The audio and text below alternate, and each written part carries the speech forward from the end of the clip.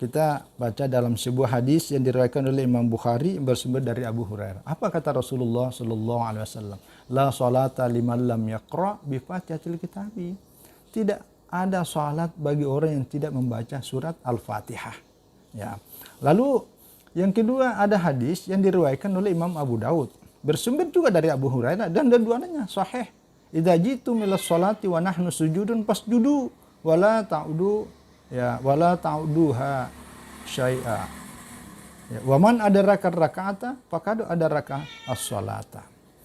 Artinya jika kalian datang ke tempat salat, ya Anda datang salat lalu kami sedang sujud, ya pas duduk Anda ikut langsung sujud, enggak usah setelah takbir gitu ya. Setelah takbir enggak usah membaca Fatihah, ruku, langsung aja sujud ke bawah. Nah, tapi itu tidak dihitung sebagai satu rakaat, ya.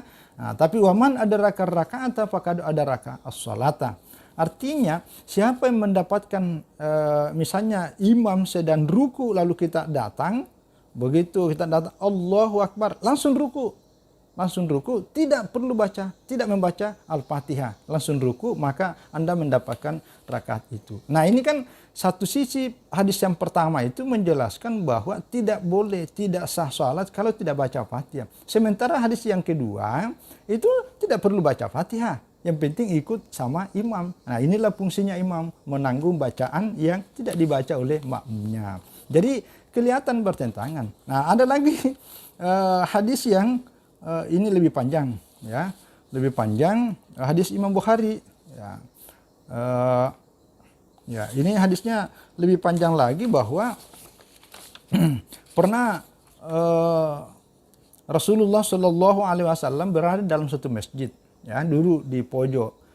Lalu ada seseorang datang masuk, ya, ada seseorang datang masuk, ya Bukhari dari Abu Hurairah juga. Jadi masuk. Lalu orang ini sholat. Setelah itu Nabi negur, sholli, fa innaka lam tusalli, ulangi, irji', ya, ulangi sholatmu karena Anda belum sholat.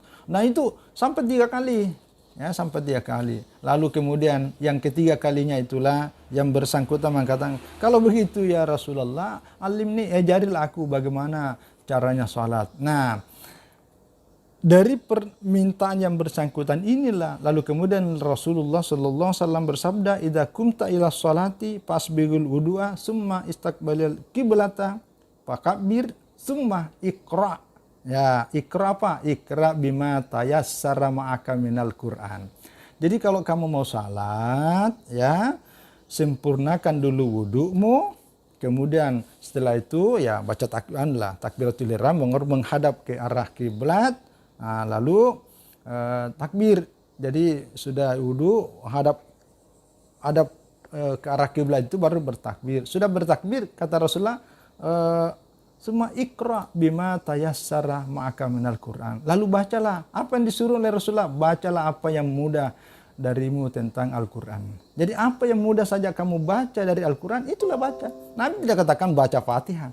Nah, jadi kalau lihat 3 hadis ini bertentangan. Pertama, pokoknya kalau sudah tidak baca Fatihah, maka itu sholatnya tidak sah. Tapi yang kedua, bacaan seseorang itu ditanggung oleh imam, jadi tidak perlu baca Fatihah.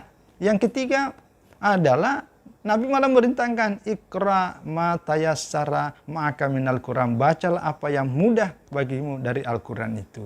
Nah, ini lalu bagaimana caranya? Salah satunya sekali lagi ini pendekatan kontekstual. Jadi harus dibedakan dalam konteks seperti apa. Jadi hadis yang pertama itu berlaku bahwa ketika dalam keadaan normal, ya, dalam keadaan normal seperti kita biasa ini itu mesti baca Fatihah. Dia dipegang oleh dalam mazhab Syafi'i. Lalu yang hadis yang kedua itu dalam konteks orang yang datang terlambat ikut sama imam, ya, terlambat ikut sama imam lalu langsung aja bertakbir, takbiratul ihram, Allahu Akbar. Dalam konteks seperti ini enggak usah baca Fatihah, itu ketinggalan. Jadi langsung aja ruku. Yang penting antara kita dengan imam itu masih bisa berada pada waktu ya sekitar baca subhana rabbiyal azim. Nah, setelah itu baru Berbeda kalau misalnya kita turun, imamnya naik, itu sudah ketinggalan 1 rakaat dan harus menggantinya nanti. Nah, jadi konteks seperti ini ditempatkan pada tempatnya. Lalu hadis yang ketiga, itu berkaitan orang yang baru belajar. Nah, orang baru belajar itu jangan paksakan suruh baca Fatihah yang ayatnya sampai 7. Tapi yang penting dia baca Al-Quran aja dulu, apa yang mudah. Inilah yang dipegang oleh mazhab Abu Hanifah, bahwa ya boleh membaca selain Al-Fatihah dalam sholat. Tapi kalau lihat konteksnya ini berbeda. Jadi ketika kita memahami konteks masing-masing, maka 3 hadis ini tidak ada yang bertentangan. Semuanya bisa diamalkan sesuai konteksnya masing-masing.